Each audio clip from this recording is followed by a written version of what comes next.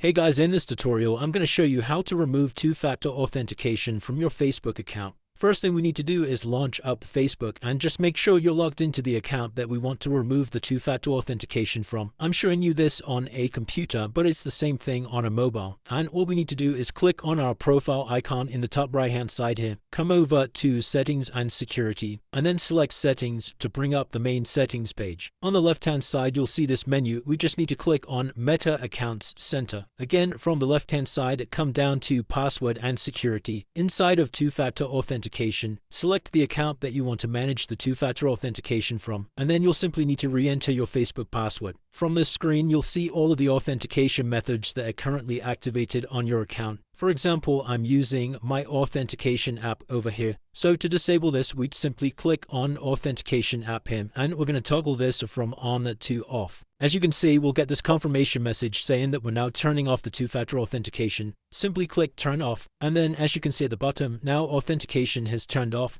And it's literally as simple as that, guys. That's how you disable two-factor authentication on your Facebook account. If you did find this video useful, then please consider dropping a like and subscribing. Until next time.